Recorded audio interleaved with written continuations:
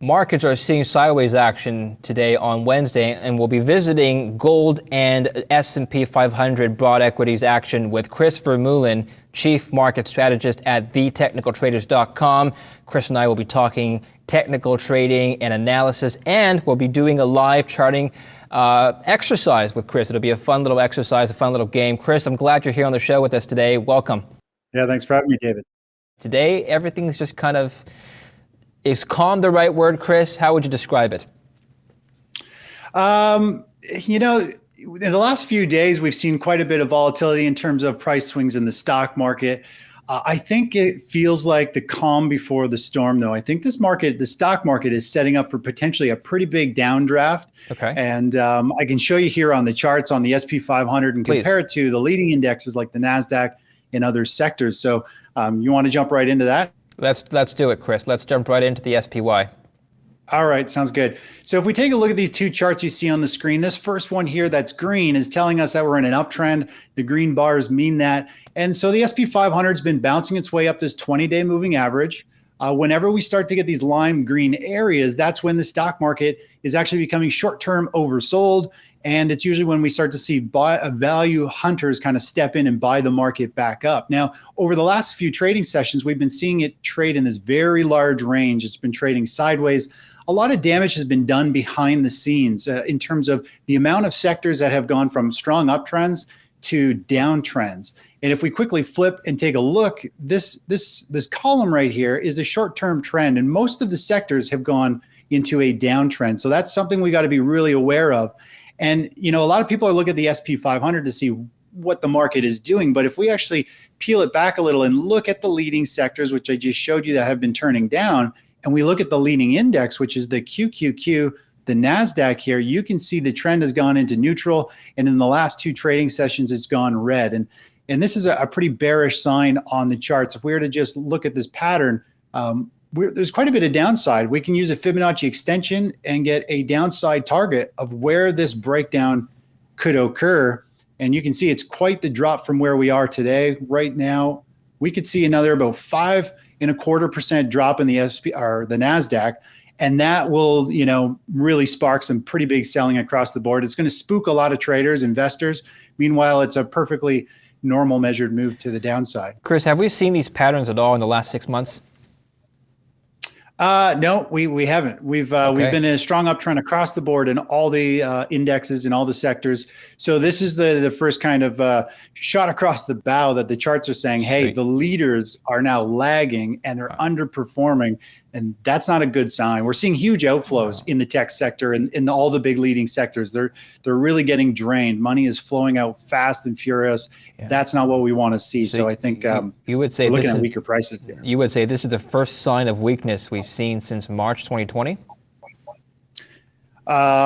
We've had some in the past. Last September was the last time we had a correction like this. So this is just the start of potentially a 1 or 2 month pullback, sideways move. Mm-hmm. Doesn't mean it's the top of the stock market by any means. It's just saying this market's overdone. It's got to cleanse itself, and it could only take a few weeks, but it could drag out for 2 or 3 months. We just have to wait and see. Right. Well, when you're looking at these technicals, Chris, what goes through your mind when you're analyzing these stock patterns? So can we take a look? Let's take a look at the NASDAQ one more time now. Can we pull up a NASDAQ chart? This is the NASDAQ right here. Let's go to the daily chart. Let's look at the daily chart. So if you zoom out, obviously we're seeing. Well, if I'm reading this chart correctly, the moving average shows an uptrend. Now, I'm just wondering why at this point you're saying we've reached sort of a local top here. What indicators are you looking at to suggest that? Right. So one of the strongest thing is to look at where sentiment is in terms of intermarket analysis. So there's a couple different layers like in the market. You kind of peel it back like an onion. So the first one is we're starting to break the 50-day moving average. That's not a good sign. When we look at it from a shorter standpoint here, this drop we've had in this sideways consolidation is seen as a bear flag. That is a bearish sign. That's a halfway move. So whatever this move was to the downside should continue the same over here. So the pattern is also showing us bearishness. And when we look at how the stock market's performing compared to gold, utilities, bonds, it's starting to give us, we're at a really close tipping point to the sentiment actually shifting to risk off. So people have been piling into the stock market for several months. We're actually seeing money start to flow out of it. And the stock market's selling off faster than the defensive sectors like utilities and things like that. And so when those sectors are actually holding up better than the stock market, that is a sign, a red flag that big money's rotating out and it's just trying to park its money somewhere a little more defensive. And so when you have those three levels where momentum on the moving average is shifting to the downside, technical patterns are breaking down, and market sentiment is shifting from being full on risk, they want to get into any penny stock, any asset, to now people are like, whoa, whoa, whoa, get me out of these leaders. I want to move somewhere boring like utilities or bonds. Yeah. Although there has been a huge outflow in bonds recently. That is true. It's a big red flag. I wonder, have you looked at specific sectors within the S&P 500 that are showing signs of strength? There are some stronger sectors. If we were to look at some, the energy sector really is definitely holding things up. Sure. We've seen it buck the trend. We've seen this is XOP, which is the oil exploration sector. It's been moving higher. If we look at OIH, which is the oil holders ETF, it's been moving higher. So very strong, along with the financial sector. You look at XLF, we've just been seeing, the banking, the financials really buck the trend and go the opposite direction. So there's definitely some pockets of hotness in this market. But when you look at like the past leaders, you look at like the EV market, it's had a really sharp pullback. It's down like 20%. Same with solar. So the big leading sectors are underperforming, and some of these old big boring sectors like financials, energies are coming back to life. But the problem is, if this stock market rolls over, pretty much all sectors get pulled down with it. And that's why we've moved to cash. There really isn't a safe place to be when the stock market's not favorable for stocks. You just really don't want to be in stocks. That's the way I see it. All right. Let's move over to the metals now. So I'm getting the sense that you're not super bullish on the stock market. Would you be be trading it sideways, or would you hold it? Would you be shorting it? What would you be doing? Right. So right now, no, I don't short the stock market when we're in a bull market. Believe it or not, just when you get a qualified short signal, usually in a bull market for stocks, the market puts in a bottom. And a lot of times it'll just trade sideways and it really doesn't go a whole lot lower. So shorting in a bull market is really, really tough. Unless you're trying to pick a top, then there's actually some room, but there's no point. I don't pick tops. I don't pick bottoms that way. Okay. So we just stand aside on the stock market. And what ideally I would almost like to see here is the stock market have this leg down another 5, maybe even 8% or more. And that's going to create some fear in the stock market, and it's going to carry over most likely into metals. Typically, when we see the VIX spike, we see fear rise in the stock market, we see metals sell off a little bit. And I think we could get a washout low here in gold, in silver over the next several weeks or over the next couple months. I mean, we can see here that gold, this is a weekly chart of gold. It put in a multi-year basing formation. It finally broke out in 2019. And from the start of this new kind of bull market phase, you can see there's just these basic time cycles. And we've still got about 4 to 6 months of the price chopping around, trying to find a low before I think it starts another move higher. And this could coincide very well with a multi-month pause or pullback in the stock market. It doesn't mean gold's going to sell off anything significant here. It's actually at a very strong support zone. I think it's going to kind of bounce bottom and struggle for a little while until we see some selling in the stock market and people become panicky. And usually after that panicky wave in the stock market, that's when people move to gold and defensive plays. So that's when we'll see them really take off in a big way and outperform the stock market. All right. Now, gold, you said, is headed for a basing pattern or perhaps even lower levels. Is that what you said? Could you clarify what you meant by that? Sure. So looking at the gold chart, it's made a really strong bull market move, a bull flag. It's pulling back. It's had a multi-wave correction. You could argue there's a 1, 2, 3, 4, 5 wave correction. We're picking up speed to the downside. If we look at the daily chart, you get a feel for the kind of these cycles that we've had. You get these kind of waves of fear in the market, something like here, something like here. we're kind of right back into that area where it's made a new low, it's flushed the market out. I think we're going to start to see it try and put in some type of bounce, and I think it's going to try and carve out a bottom. When you look at this chart here, it's a very significant level. This is the whole market hiccup here from the COVID crash and the recovery. So there's a ton of volume through here, and that means there's going to be a lot of support as it comes down into that area. So I think we're going to see it try and put a bottom in. And of course, our cycle eventually is going to kind of bottom out somewhere over here. So this market could consolidate, trade sideways, try and maybe put in a bounce and a double bottom or a triple bottom, and then hopefully start to rally with the next cycle going higher. We've already seen sort of this multi-year consolidation downwards, whatever you like to call it, this bear trend. It is technically a bear trend. And it's just continuing to go down lower. Today on Wednesday as we speak, gold's down another $19. And people are just wondering where the bottom is. Can you clarify if there is such a support level on the bottom? Ideally, I mean, there's going to be, every decade's going to act as a little bit of a support level. So 1800 and then 1700, 1600. When you look at this chart pattern, right now we're kind of just drifting down. Ideally, we're going to find support around this 1700 level. It's kind of right through this pivot where we put in a bunch of highs here, and then the market traded above it and bounced on it several times. So this 1700 is a whole number. It's also a very significant level where price is either stuck below it or it's stuck above it.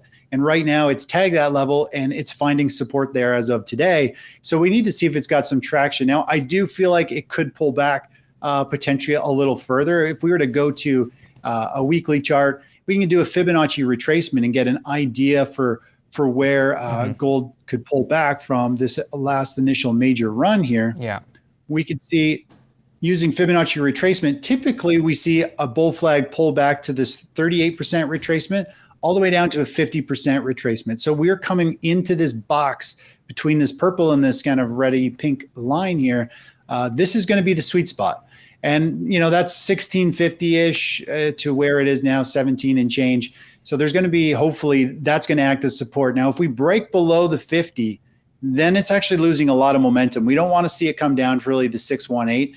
That's quite a bit of damage to the chart. It'll be definitely a significant support level. Simply, if we draw on the chart here and put a line across there, you can see not only is it a Fibonacci support level, but it's a pivot low, it's a pivot high. It was a breakthrough level and then a major low, and then we traded through there. So very significant lines. So we're looking at, 1638 is kind of the line in the sand we want it to stay. If it breaks that, it's going to 1530. These are some pretty extreme lows. I don't think we're going to get down to those levels, but you got to be aware it'll still be bullish if we go in there. We're still going to be in a full bull market. It's just we don't really want to see it pull back that far. Sorry, could you clarify what you mean by why would it still be bullish if we hit down to lower levels? I'm just confused by that statement. In the grand scheme of things, this is the last real significant pivot low. This is back in March, April. So even if we got down to these levels, we're still making a series of higher highs across the board. Okay. And higher highs, and we'd still be making higher lows. So we're still holding up. We're well above this bull market zone here. What it would just be is a very big consolidation. So if we were to just kind of draw a line across these, depending on where it goes, ideally we'd want for price to somewhere stay above this yellow line in order to keep that momentum. But the real levels that we want to see held is going to be right across here. We don't want it to come below 1440. And that's a long ways away. I don't think it's going to get there. I think we're really close to a bouncing bottom and in correcting. But if it breaks 1440, it's in a massive, bearish phase. Really, it's just a choppy phase that you don't really want to get involved with it. But I mean, that's a long ways away. I don't see that happening. I think we're going to find support somewhere between 1640 and this 1745, and it's going to try and find a bottom over the next 3 or 4 months with this cycle low, and then work itself back up to these highs and hopefully go beyond that. Final question on gold now.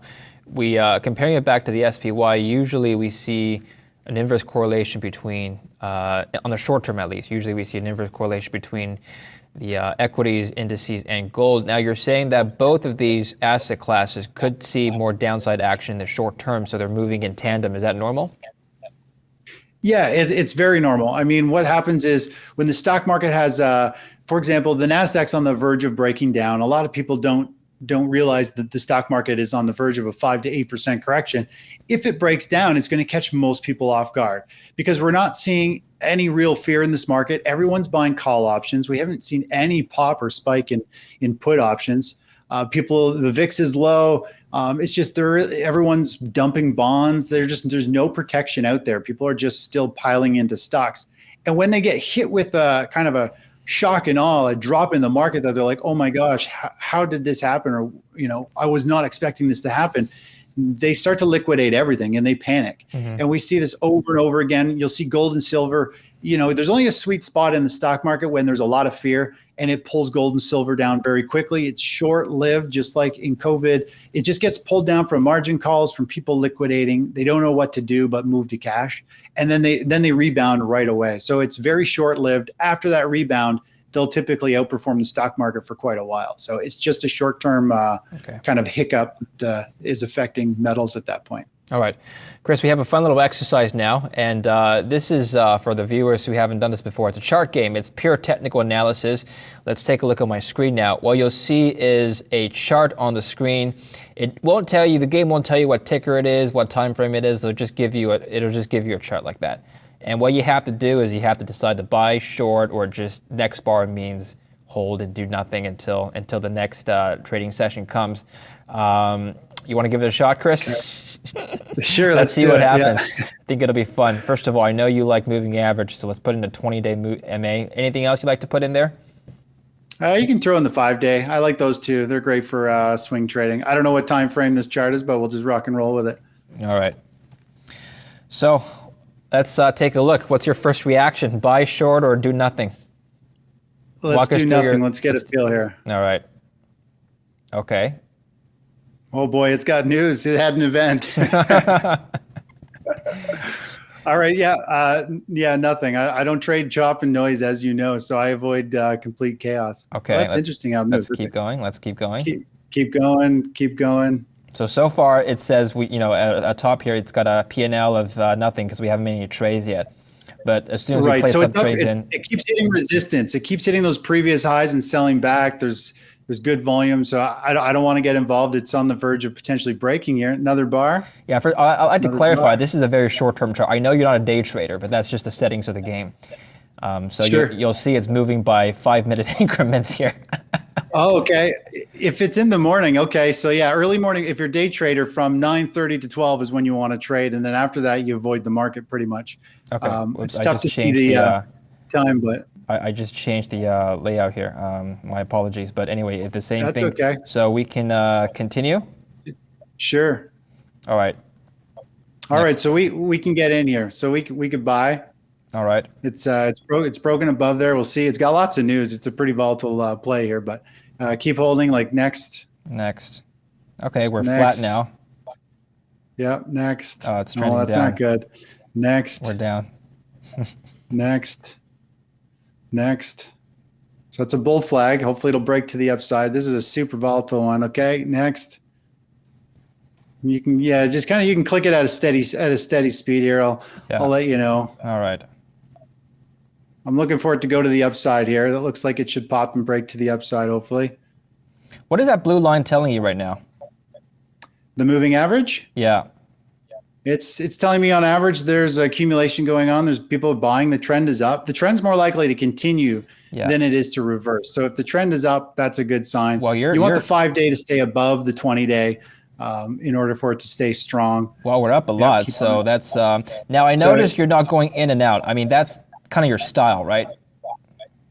Yeah, I mean, I don't get in and out. I mean, I'm trying to play these swing trades. Whether it's day trading or not, I mean, I'm not looking to scalp for a few pennies. I'm looking for a pattern to play and complete. Generally, I'd throw a Fibonacci extension on there. I'd get an idea where the first target is, the 618% extension move. So this is starting to break down a bit, looking a little bearish. You can keep going. Okay, so I'd get out on this next bar here. I'd be out. Sell? Yeah. All right, so we're flat right now, which is, I guess, good. So do you look at the volume at all, by the way? Yep, I do.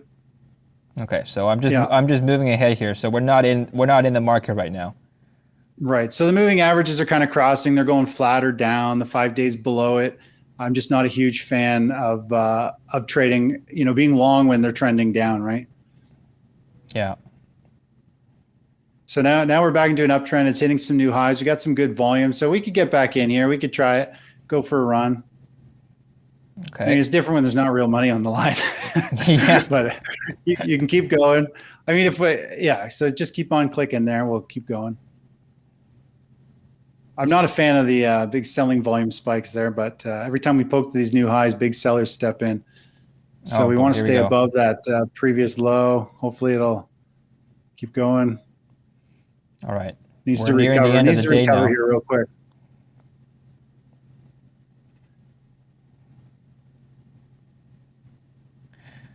Okay, so walk us through what's going on in your head now. It's kind of trending back up. So now we're neutral, like this. So this is a little. Right now, it's kind of in the middle of a range, a trading range. Hopefully, it'll break higher. It's trying to consolidate. I can't see the time of day that we're trading here, but it's 3:45 right now, by the way. Okay, so hopefully it'll be a little end of squeeze here, a little higher at the next bar. It must be 15-minute bars. Oh, I see there. Date. 5-minute bars. There you go. I'm out. Get me out. It's the end of the day. Get me out. There's the squeeze. Yep. Game over. Masterful performance is telling you. We've got a profit of $90 on our position. On a it's not $100,000 position. Wow. Okay. Well, I haven't day traded in a while. That was fun. So that was. I mean, I kind of got your style. I thought I should have selected the swing trading option. It would have given you a longer time frame. But that gave you a one. Okay, it's telling us the date range of 1 week, but that's not true. It's only 1 day. But okay, I sort of get a sense of your style. You buy and hold. You look for patterns to hold, to break out or break down, and then you get in. You don't sort of just trade the choppiness. I don't trade chop. No. Okay. Well, that was very educational. Thank you very much, Chris, for letting us giving us an insight on how you trade and giving us a glimpse of your head, how that works. Thank you very much. That was great. Sure. And thank you again for your insights on the markets. We'll look forward to the next market action and catch up with you then. All right. Thanks, David. Take care. Thank you, Chris. And thank you for watching Kitco News. I'm David Lin.